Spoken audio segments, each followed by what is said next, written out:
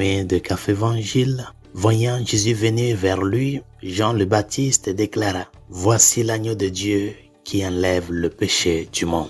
Tels sont les débuts du passage de l'évangile de ce deuxième dimanche du temps ordinaire. L'image de l'agneau en relation avec la personne de Jésus, le Dieu avec nous, est celle qui nous est présentée en ce jour. Pourquoi Saint Jean le Baptiste utilise-t-il l'image de l'agneau pour se référer à la vérité sur la personne du Christ? L'une des choses très importantes que nous devons savoir, c'est que les messages symboliques de l'évangile viennent expliquer une réalité. Le symbole, le signe, ne s'autosuffit pas en lui-même. Le signe se réfère au signifié. Le symbole se réfère à la réalité qu'il décrit. L'une des choses très importantes que nous devons savoir, chers amis, c'est que l'image de l'agneau est une image qui nous montre l'innocence, la pureté et la douceur. Cette innocence et cette douceur, qui sont des traits caractéristiques de l'agneau, peuvent facilement donner l'impression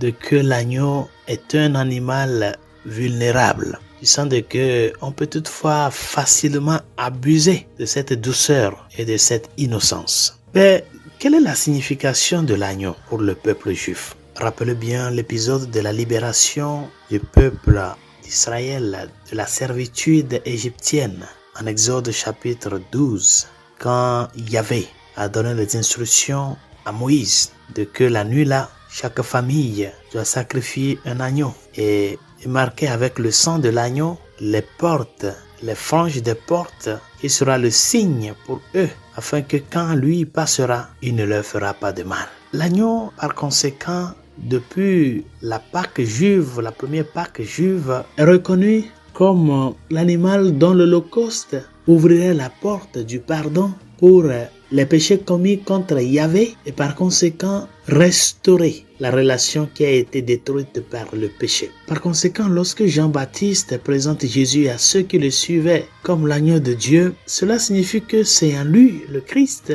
que s'accomplira définitivement l'expiation des péchés de l'humanité et qu'il le fera à la manière d'un agneau. Il va librement se substituer à nous et se livrer sans parler ni se plaindre jusqu'à l'abattoir de la croix où par sa mort, il versera son sang précieux qui fera renaître une nouvelle vie en soi grâce au pardon qu'il nous a obtenu auprès de Dieu. Oui, chers amis, la nuit du jeudi saint, lorsque les soldats étaient arrivés au jardin de Gethsémani, c'est Jésus lui-même qui s'est avancé le premier vers eux et leur pose cette question: qui cherchez-vous? Et à eux de répondre: Jésus de Nazareth. Et qu'est-ce que Jésus les a dit après? C'est moi. Autrement dit, Jésus s'est livré, il s'est donné. Les soldats ne l'ont pas arrêté de force. Ils ne l'ont pas arrêté alors qu'il s'enfuyait. Il s'est livré librement. Ma vie, personne ne me la quitte. Je la donne librement.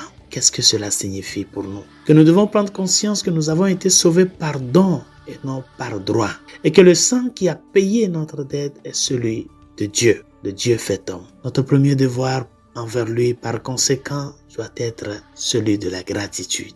Si toute l'humanité comprenait ce message, chers amis, il y aurait moins de méfiance, de haine, d'envie, d'abus qui font souffrir les autres. Et par conséquent, notre monde vivrait dans la paix, la concorde et la fraternité. Oui, mon frère et ma sœur, aujourd'hui en cœur, quand tu auras participé à l'Eucharistie, à un moment donné, le prêtre, en montrant le Christ Eucharistie rompu, prononcera les mêmes paroles que Saint Jean le Baptiste. Voici l'agneau de Dieu. Regarde-le et dis-lui dans ton cœur: Seigneur, toi qui as accepté être rompu pour mon salut, aide-moi à savoir me rompre dans mon égoïsme, afin que ma vie soit un sacrifice de gratitude envers toi et un témoignage devant mes frères. Bonne journée. Dieu vous bénisse.